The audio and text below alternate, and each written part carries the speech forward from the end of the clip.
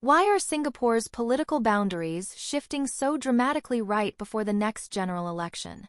And why are opposition parties like the Workers' Party, WP, Progress Singapore Party, PSP, and Singapore Democratic Party, SDP, reacting so strongly to these changes?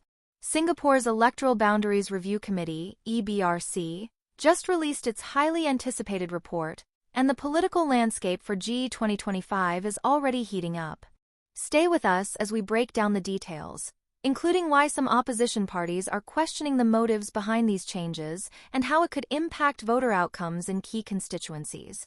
Don't go anywhere, you'll want to hear how this could shift the balance of power in Singapore. The WP has maintained a measured response to the changes. In a brief statement on Facebook, WP acknowledged the EBRC's justification for the redrawn boundaries, which were based on population growth in certain areas. But WP also pointed out that significant changes have occurred in areas where they've been working consistently for years, particularly Tampines GRC and Pasir Ris Punggol GRC.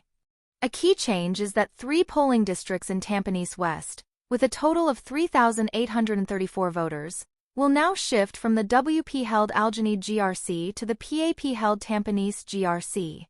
However, the boundaries of Sengkang GRC and Hougang SMC, both WP strongholds, remain largely unchanged. WP has promised to reveal more details about its candidates and electoral strategy soon. This raises a key question.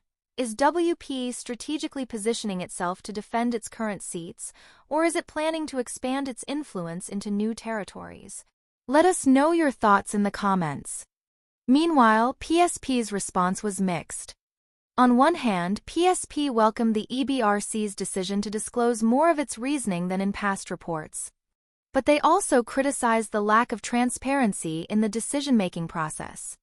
PSP questioned why population growth in the developing Tenggara state led to changes in several key GRCs, including Jurong West Coast, Chua Chu Kang, Tanjong Pagar, and Radin Mas. Interestingly, PSP proposed an alternative solution, merging Hong Kong North SMC with Yuhua SMC and Bukit Batok SMC to create a new GRC, rather than shifting boundaries in established districts. But the EBRC chose to proceed with boundary changes instead. PSP's chairman Tan Ching Bok had anticipated changes to West Coast GRC but remains confident that PSP will contest the seat regardless. On the other hand, the SDP's reaction was one of disappointment and suspicion. The party expressed frustration over the removal of Yuhua SMC and Bukit Batok SMC, 2 areas where SDP had been gaining momentum. SDP noted that these changes came shortly after their successful fundraising campaign for Bukit Batok, raising questions about the timing. SDP leader Chee Soon Wan had previously announced his intention to contest Bukit Batok SMC. Now, with that constituency removed, SDP must revise its strategy. The party also criticized the lack of transparency in the redrawing process, stating that stakeholders were not consulted. SDP remains committed to fielding strong candidates to hold the government accountable, especially on issues like the rising cost of living and the perceived inadequacy of government solutions. So, what's next for Singapore's opposition parties? WP and PSP have yet to finalize their list of contesting constituencies, but it's clear that the opposition is under pressure to recalibrate their strategies. Could these changes ultimately strengthen the ruling PAP's grip on power? Or will the opposition find new ways to break through? Share your thoughts in the comments.